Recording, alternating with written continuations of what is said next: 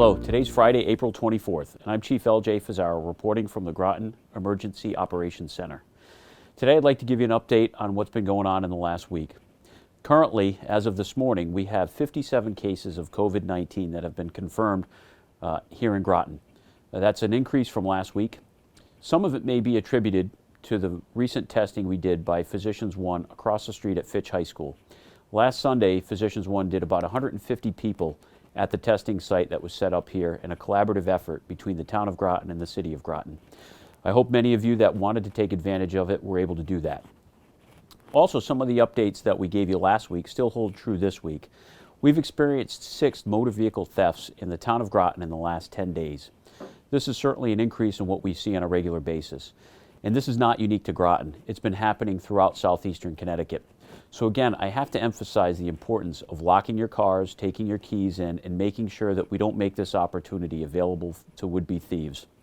Please talk to your neighbors about it if you see them, or if you talk to them on the phone, let them know about this as well if they don't see this update or if they haven't heard about this. But again, a little bit of prevention is what we're asking for. Lock your keys regardless of where you live, whether you're in Mystic or Pequannock Bridge or Noank or any other section of the town.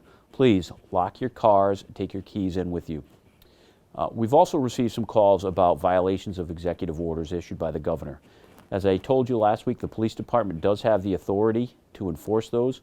Our preference is to make sure that our citizens know about the executive orders and understand the limitations that they've incorporated into our everyday lives. By and large, people are adhering to them and they're complying with those executive orders. And when they're not familiar with them, our officers have educated people from time to time and they've become compliant.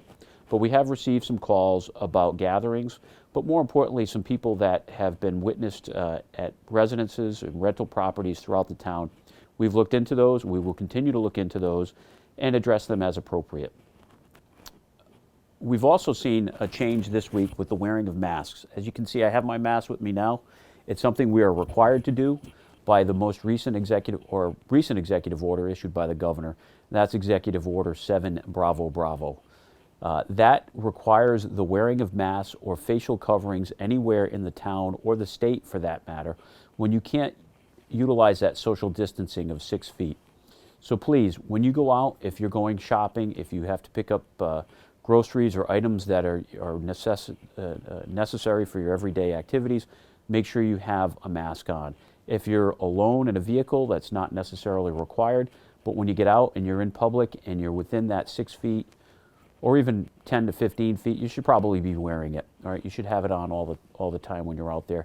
And that's not just for your protection, but it's also for the protection of others. As we've come to learn, there's a high percentage of people in the population in general who may have been exposed to this, who are asymptomatic, so we certainly don't want to share any contagions that could get someone else sick.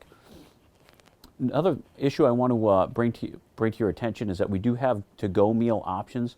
I know many people have taken advantage of that here in the town. It's available to you at the Senior Center for $5 Monday through Friday. Please, though, if you're looking to take advantage of that, call ahead, let them know that you're interested in a meal. And I also want to thank everybody for checking on us. You know, I know myself and my family, we're doing well. People here at the police department, by and large, we're all doing well, as are the people in other departments that you've been checking on and your interest in making sure we're good too. We truly appreciate that from all the town agencies and departments and our partner agencies. Thanks for checking on us. I also want to bring up the fact that on Wednesday, our officers, as well as fire departments here in Groton, participated in a thank you day for the healthcare providers at Lawrence Memorial Hospital in New London. As you probably saw in the news media, that was a big event, and we really value those healthcare providers and the work that they're doing for all of us. So thank you for keeping them safe, and we want to recognize them. That concludes this week's update, and I want to thank you again for all the support and for you doing everything you can to keep this pandemic as short as possible by doing those things that we've been asked to do, by adhering to the social distancing, by making sure that you wear masks when you're out in public, and by keeping each other safe. Again, we're all in this together, so let's make this as good as we can and get through this so we can get back to our normal lives. Thank you, and be safe.